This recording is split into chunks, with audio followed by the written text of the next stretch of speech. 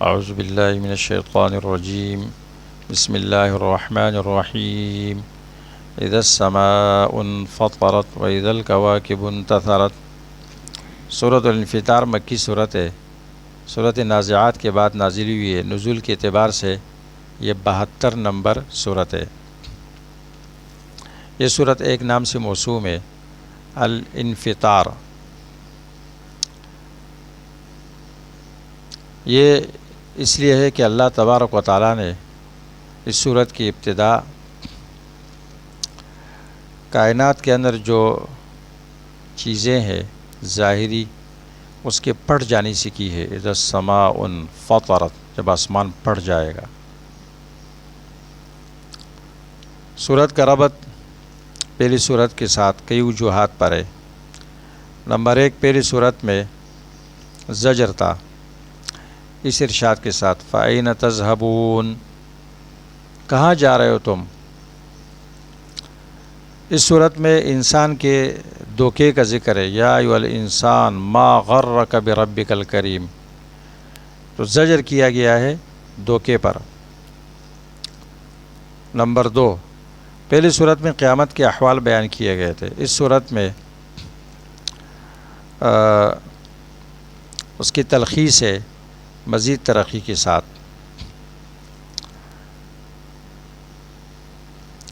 کوئی ان سے غائب بھی نہیں ہو سکے گا، وما هم عنها بغائبین، بھاگ نہیں سکے گا۔ نمبر 3، پہلی صورت میں یہ ذکر کیا گیا تھا کہ ہر انسان ان اعمال کے ساتھ ملاقات کرے گا جو اس نے حاضر کیے۔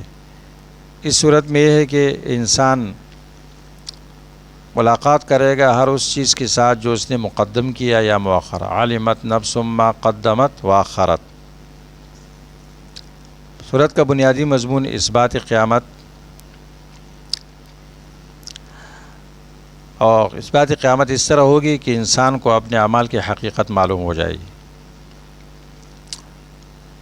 صورت کی امتیازات اور خصائص۔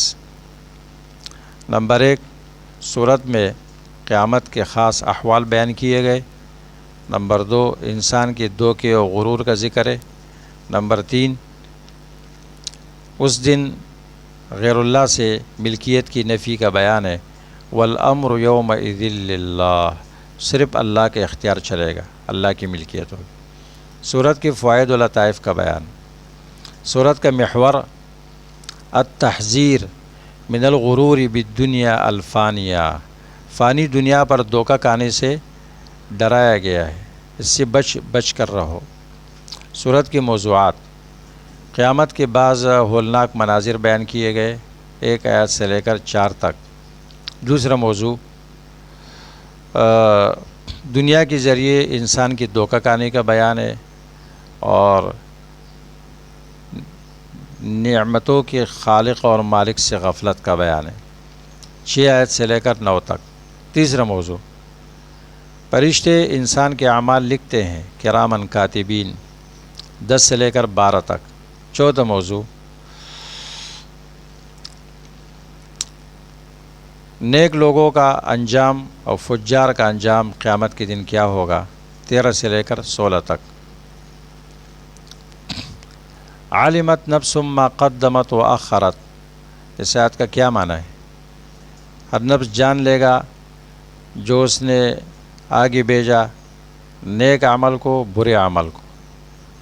ما اخرت اے ما سنتہ من اعمال صالحہ او سیئہ، اس نے خیر کے نیک عمل کی بنیاد ڈالی یا برے عمل کی بنیاد ڈالی، اور اس کی موت کے بعد لوگ اس پر عمل کر رہے ہیں۔ اس لیے مومن کو یہ چاہیے کہ وہ ہمیشہ خیر کا حرص کرے، شر سے بچے۔ انسان اللہ کے مخلوقات میں سب سے افضل ہے، 7 نمبر آیت سے لے کر 8 تک۔ 10 سے لے کر 11 تک اللہ نے یہ بیان کیا ہے کہ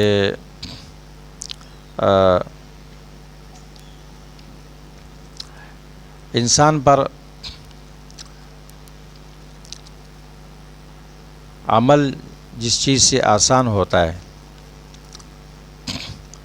وہ کیا ہے؟